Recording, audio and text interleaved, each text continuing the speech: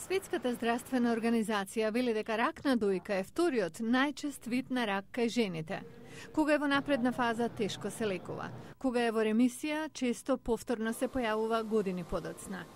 Истражувањата за вакцина, што би ја спречила болеста, досега беа неуспешни.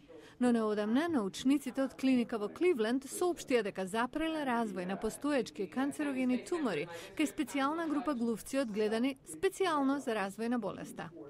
Винсент Туи и неговите колеги истражувачи од Конгресот бараат $6 милиони за следната фаза на тестирање на вакцината кај луѓе. Вакцината е дизајнирана за спречување на рак на дојка и се темели на реакцијата на имунолошкиот систем против протеините што се пренагласени во туморот на ракот на дојка. Овој протеин се вика алфа-лакталбумин. Го има во мајчиното млеко кај здрави жени кои дојат или се во крајна фаза на бременост. Единствениот друг случај кога овој протеин е присутен е во клетки на рак на дојка.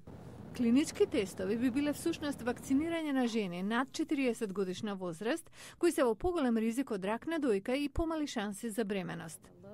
На пресконференција во Вашингтон, членка на Конгресот Деби Васерман Шулц, која и самата преживеала рак на дојка, вети помош. $6 милиони е капка во море за да се поведе ова истражување на повисоко ниво.